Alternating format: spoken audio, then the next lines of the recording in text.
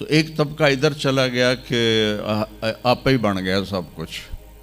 ایک دھماکہ ہوا تھا اور ہر چیز بن گئی. وہ دھماکہ فرض کرو اگر یہاں کوئی ٹھا کر دے نا، ٹھا کچھ پٹاخہ ہی چھوڑ دے، تو آپ لوگ ان دروازوں سے کیسے نکلو گے؟ بھاگتے ہوئے کہ بڑے آرام سے؟ عبد الخالق صاحب دے تو ہی چڑھ کے جاؤ گے، ساڑی جان بچے. اور اگر میں یوں کہوں کہ گندم کا ڈھیر پڑا تھا، اس میں دھماکہ ہوا اور گندم اڑتی ہوئی بوریوں میں جا کے فکس ہو گئی اور بوریاں سل گئیں اور ٹرک پہ چڑھ گئیں اور منڈی میں جا کے بک گئیں، تو تسی دو جتیاں مار کے میں نے باہر کر دے منا. ایک دھماکہ ہوا، وہ دھماکہ اتنا قابل تھا، اتنا علم والا تھا کہ اس سے دو طاقتیں پیدا ہوئیں، ایک سپیڈ کی اور ایک مقناطیس کی. تو اگر سپیڈ اور مقناطیس کی طاقت میں ایکوالٹی نہ ہوتی اور 1/10 خرب سیکنڈ، یہ ایک آسٹریلین سائنسدان کی بات میں بتا رہا ہوں، ایک سیکنڈ کے تو 100 سے زیادہ حصے ہو نہیں سکتے، لیکن انہوں نے کہا فرض کرو اگر ایک سیکنڈ کے 1/10 خرب حصے ہوں، تو وہ 1/10 خرب حصے میں اگر تھوڑا سا رفتار اور مقناطیس کی طاقت میں فرق آ جاتا تو ساری کائنات ٹکرا جاتی.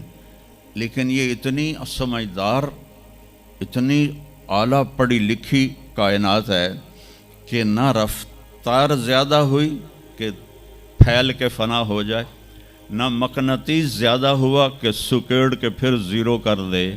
تو اس بیلنس کو خود بخود قائم ہو جانا، اس تو وڈا کملا کوئی نہیں، بے وقوف کوئی نہیں جو کہتا سورج کا بھی ایک سسٹم بن گیا، چاند کا بھی بن گیا، گلیکسی کا بھی بن گیا، اور اپنا آپ چلے جا رہے ہیں چلے جا رہے ہیں چلے جا رہے ہیں.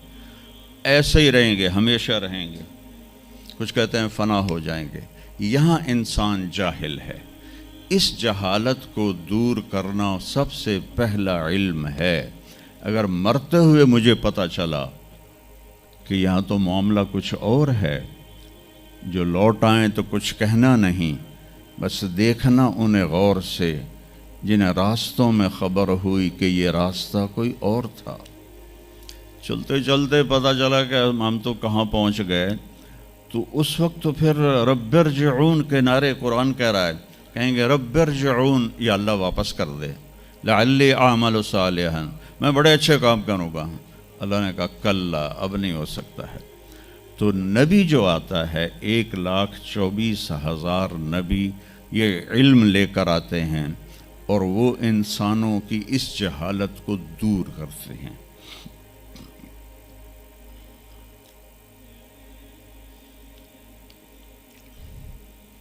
سب سے آخر میں اللہ تعالیٰ نے جناب رسول اللہ صلی اللہ تعالیٰ علیہ وسلم کو پیدا کیا. ان کی زندگی کو قیامت تک کے لیے نمونہ بنانا تھا. قیامت تک کے لیے وہ نبی بن کے آئے ہیں. لکل قوم ہاد، ہر قوم میں نبی آتے تھے، لیکن ہمارے نبی کے بارے میں اللہ نے کہا وما ارسلناک الا کافۃ للناس بشیرا ونذیرا، ہم نے آپ کو پوری دنیا کے انسانوں کے لیے بھیجا ہے. تو اس کے لیے ضروری تھا کہ آپ کی زندگی کی ہر چیز کھلی کتاب کی طرح آج بھی ہمارے سامنے موجود ہو.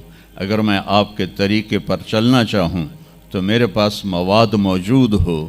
تو یہ واحد نبی ہیں جن کی ہر چیز اللہ تعالیٰ نے محفوظ کی. کسی نبی کی پوری زندگی محفوظ نہیں ہے، کسی نبی کی. آدم علیہ السلام سے لے کر عیسیٰ علیہ السلام تک کسی نبی کی مکمل زندگی موجود نہیں ہے. اور ہمارے نبی کی زندگی پیدائش سے لے کر آنکھ بند ہونے تک ایک ایک پل کی زندگی آپ کی ہمارے پاس موجود ہے۔ میں نے ایک آیت پڑھی تھی، لقد جاءکم رسول من انفسکم۔ میں موریتانیہ گیا، وہاں پڑھتے ہیں لقد جاءکم رسول من انفسکم۔ موریتانیہ ویسے تو افریقہ میں ہے لیکن عرب ملک ہے، وہاں سارے یمنی عرب رہتے ہیں سارے، اور پورے موریتانیہ میں آپ حیران ہوں گے ایک بھی بے نمازی نہیں، پورے موریتانیہ میں ایک لڑکا لڑکی مرد عورت بے نمازی نہیں۔ اور صومالیہ میں گیا، ایک بچہ بچی مرد عورت بے نمازی نہیں۔ ہمارے بچے، آپ لوگ کالج آتے ہو تو موبائل آپ کے ہاتھوں میں ہوتے ہیں، بس میں بیٹھے ہو یا گاڑی میں بیٹھے ہو، موبائل پہ آپ کی نظر ہوتی ہیں۔ اور میں چونکہ 2 دفعہ گیا ہوں صومالیہ، 2 دفعہ، تو وہ بچے جب صبح جا رہے ہوتے ہیں اسکول تو ان کے ہاتھوں میں قرآن ہوتے ہیں اور وہ قرآن پڑھتے جا رہے ہوتے ہیں، کوئی میچ ہی نہیں ہے، ایسی خوبصورت زندگی ان کی۔ تو آدم سے عیسیٰ علیہ السلام تک کسی نبی کی مکمل 25 نبیوں کے نام قرآن میں ہیں، 25 آئے تو 1,24,000 ہیں۔ 1,24,000 میں 5 نبی سب سے بڑے ہیں، نوح علیہ السلام، ابراہیم علیہ السلام، موسیٰ علیہ السلام، عیسیٰ علیہ السلام اور محمد علیہ السلام۔ یہ 5 نبی اولو العزم کہلاتے ہیں، یہ سب سے بڑے رسول ہیں، سب سے بڑے رسول ہیں۔ لیکن زندگی صرف ہمارے نبی کی، من انفسکم میں اشارہ ہے آپ کی خاندانی وجاہت کی طرف، کہ آپ بنو ہاشم سے ہیں جو سب سے عالی خاندان ہے، اور آپ کا نسب آدم علیہ السلام تک محفوظ ہے، بے داغ نسب ہے۔ آپ نے فرمایا میں اپنے باپ، جتنے بھی میرے پیچھے باپ ہیں، کسی میرے باپ سے زنا ثابت نہیں ہے، میرے کسی باپ نے زنا نہیں کیا ہے۔ یہ نسل کی حفاظت کا نظام چلا۔